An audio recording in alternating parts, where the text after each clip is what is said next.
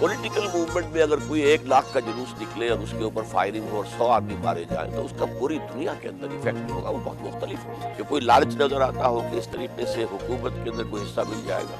ابھی تو بڑی لمبی جد و جہد ہے اور اس میں قربانیاں ہی دینی ہیں۔ اصل میں جو تنظیم والد صاحب نے قائم کی ہے، اس کا جو بنیاد ہے، اس کی جو اصل بیس ہے، وہ نبی اکرم صلی اللہ علیہ وسلم کا اسوہ مبارک ہے۔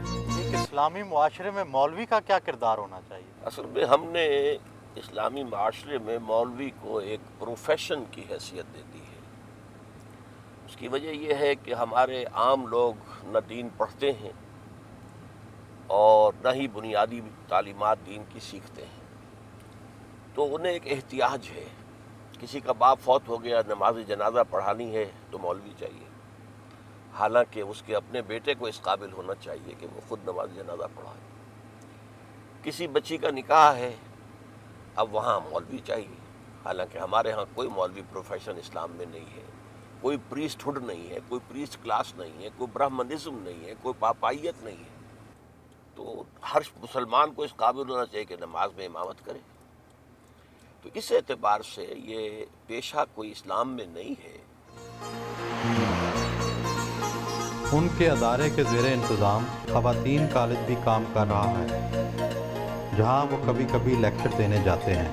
یہ علم کا حاصل کرنا فریضہ ہے ہر مسلمان مرد پر اور علم آدم الاسماء کلھا، تو حضرت آدم کو جو اللہ تعالیٰ نے ازل ہی میں تمام اسماء کا علم دے دیا تھا، در حقیقت اس کی ایکسفولیشن ہو رہی ہے، وہ علم کھل رہا ہے، جیسے کہ آم کی گٹھلی میں سے آم کا درخت برآمد ہوتا ہے۔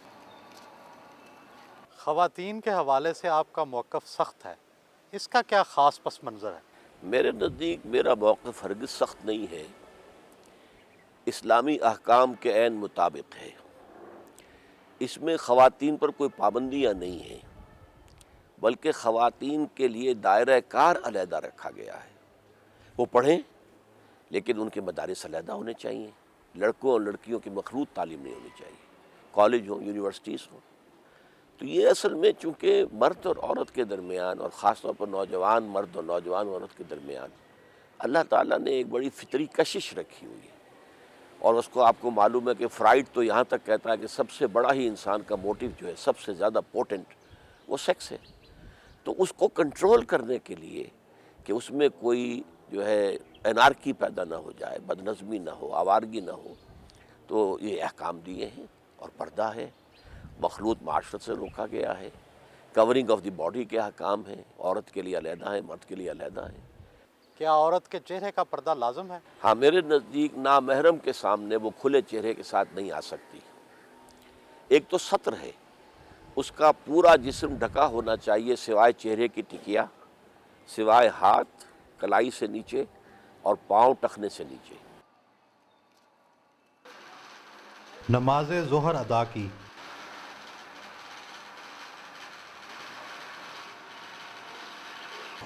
آپ کی شخصیت میں کافی سختی نظر آتی ہے، حصے لطافت کے حوالے سے آپ کی کیا دلچسپیاں ہیں؟ میں قرآن مجید کی قرأت کا عاشق ہوں، خاص طور پر شیخ محمود خلیل الحصری مرحوم، عبد الباسط عبد الصمد مرحوم، ان سے میں بچپن میں موسیقی کا بہت رسیہ تھا اور اچھا گا لیا کرتا تھا، آواز کے اندر ایک کیفیت تھی، اور مجھے خاص طور پر سہگل کے گانے انتہائی پسند تھے۔ یعنی یوں سمجھیے کہ کوئی میلوں دور سے بھی سہگل کی آواز آ رہی ہو تو میرا جو اینٹینا ہے کان کا اس کو کیچ کر لیتا تھا۔ پھر میں نے رفتہ رفتہ پھر اپنی شعوری زندگی کا جب آغاز ہوا ہے تو اس کو سبسٹیچیوٹ کیا میں نے قرآن مجید کی تلاوت سے۔ ڈراموں اور اداکاری کے حوالے سے آپ کی کیا رائے ہے؟ ڈرامے دیکھتے ہیں؟ ڈرامے میں میرے نزدیک یہ جو انسان کردار اختیار کرتا ہے مصنوعی، ایک آپ کا اپنا کریکٹر ہے اور ایک کریکٹر آپ اپنے اوپر اوڑھتے ہیں، وہ مصنوعی کردار ہے آپ کا۔ میرے نزدیک اس کے نتیجے میں اس اداکار یا اداکارہ کی اپنی شخصیت ختم ہو جاتی ہے۔ تو انسانی شخصیت بڑی قیمتی شے ہے، اسے پریزرو ہونا چاہیے، ڈیولپ ہونا چاہیے۔ میرے نزدیک سینما یا ٹیلی ویژن کا اصل رول جو ہے وہ ہونا چاہیے واقعات کی عکاسی۔ کوئی واقعہ ہوا ہے اس کو آپ ڈاکومنٹریز کے ذریعے سے اور ایجوکیشن کے پرپزز کے لیے اس کو استعمال کیا جائے، نماز عصر کے بعد ملکی و غیر ملکی خبروں سے آگاہی حاصل کرتے ہیں۔ But the reason why I believe it is important that we hold firm to the course that we have set out. اپنی جماعت کے ارکان سے ملاقات کی اور تنظیمی امور پر صلاح مشورہ کیا۔ آپ کی قائم کردہ تنظیم اسلامی کے امیر آپ کے بیٹے اور اس کی ناظمہ آپ کی اہلیہ ہیں، کیا یہ اقربا پروی نہیں ہے؟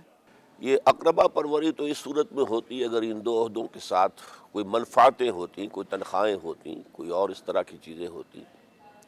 صورت اصل میں یہ ہے کہ میری اہلیہ تو جب سے یہ قائم ہوا تھا حلقہ خواتین اس وقت سے ناظمہ، اور صحیح ترین صورت یہی تھی کہ تنظیم اسلامی کے اندر خواتین کا حلقہ جو ہے اس کی ناظمہ جو ہے اگر اہل ہوں میری اہلیہ تو انہی کو ہونا چاہیے تاکہ میرے ساتھ رابطہ ان کا کانٹیکٹ جو ہے وہ صحیح رہے۔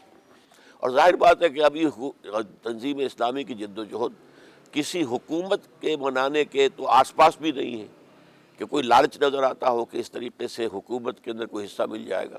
ابھی تو بڑی لمبی جد و جہد ہے اور اس میں قربانیاں ہی دینی ہیں، تو اس کے اعتبار سے اس کے اندر صرف سے کوئی حرج نہیں ہے کہ بیٹے کو نامزد کیا جائے۔ انہیں بچوں سے بہت پیار ہے، شام کو پوتی اور پوتے کے ساتھ وقت گزارتے ہیں۔ آپ کو اپنے والد کی کون سی خوبی پسند ہے اور کون سی خامی نظر آتی ہے؟ والد کی خوبی کا جہاں تک تعلق ہے تو جو وہ کہتے ہیں اس پر عمل کرتے ہیں، جو اکثر و بیشتر یہ چیز ہمارے معاشرے سے بالکل انقطاع ہو چکی۔ اور خامی کی حد تک تو میں یہ سمجھتا ہوں اسے بہرحال خوبی کا بھی کہا جا سکتا ہے کہ اگر کسی شخص کے بارے میں ان کے ذہن میں کوئی بات ہے تو پھر یہ کہ اسے برملا کہہ دینے میں انہیں کوئی جھجک نہیں ہوتی۔ کیا آپ اپنے والد کی قائم کردہ تنظیم میں کوئی تبدیلیاں لانا چاہیں گے؟ اصل میں جو تنظیم والد صاحب نے قائم کی ہے اس کا جو بنیاد ہے، اس کی جو اصل بیس ہے، وہ نبی اکرم صلی اللہ علیہ وسلم کا اسوہ مبارک ہے کہ جس طرح وہ عظیم انقلاب حضور نے برپا کیا تھا تو وہ کون کون سے مراحل تھے۔ تو جہاں تک اس دینی جد و جہد کا تعلق ہے یا وہ ریولیوشن کا تعلق ہے، اس میں تو میں نہیں سمجھتا کہ کوئی تبدیلی لائی جا سکتی ہے۔ مسجد میں با جماعت نماز عشاء ادا کی۔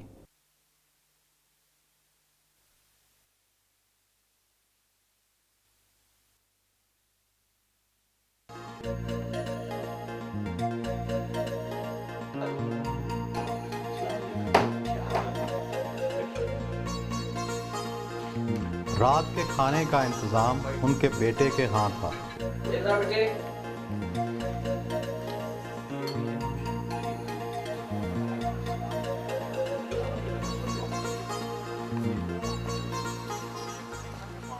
ذاتی حوالے سے آپ کے ذرائع آمدن کیا ہے؟ اس وقت میری کوئی آمدنی نہیں ہے۔ انجمن خدام القرآن نے مجھے رہائش پرووائڈ کی ہے، اور رہائش کے ساتھ ساری اس کی سہولتیں جو ہیں وہ بھی ہیں، اور میری ساری کتابیں، میرے سارے آڈیو ویڈیو یہ سب انجمن کے پاس ہیں۔ اس کے ٹریڈنگ سے یا اس کی سیل سے مجھے کوئی ایک پیسے کا بھی منفعت نہیں ہوتی۔ تو باقی یہ کہ دال روٹی کا معاملہ رہ جاتا ہے تو وہ میرے بچے ماشاءاللہ اب مختلف جابس پر ہیں، وہ سپورٹ کر رہے ہیں۔ کیا عورت کو گھر سے باہر ملازمت کا حق ہے؟ اصل میں اس کے لیے ضروری ہے کہ پردہ اور ستر کے احکام کو ملحوظ رکھتے ہوئے اگر کہیں کوئی امکان ہو تو کوئی حرج نہیں ہے۔ کشمیر کے جہاد کے حوالے سے آپ کی رائے دوسرے علماء سے مختلف ہے، اس کی کیا وجہ ہے؟ اصل میں میرے نزدیک جہاد تو کسی بھی سٹرگل کو کہتے ہیں، فریڈم سٹرگل یہ بھی جہاد ہے۔ یہ جو کچھ آج کل ہو رہا ہے یہ ہم جہاد کے لفظ کو استعمال کر لیتے ہیں، تو کشمیر کا معاملہ بھی یہ ہے کہ یہ کشمیر کے لوگوں کو ہندوستان سے آزادی حاصل کرنے کی جد و جہد کرنے کا حق حاصل ہے، لیکن اس میں بھی ایک رائے ہو سکتی ہے۔ میری رائے یہ ہے کہ اگر وہ ہتھیار نہ اٹھاتے تو بہتر تھا، پولیٹیکل موومنٹ لے کر چلتے۔ پولیٹیکل موومنٹ میں اگر کوئی 1 لاکھ کا جلوس نکلے اور اس کے اوپر فائرنگ ہو اور 100 آدمی مارے جائیں تو اس کا پوری دنیا کے اندر ایفیکٹ جو ہوگا وہ بہت مختلف ہوگا۔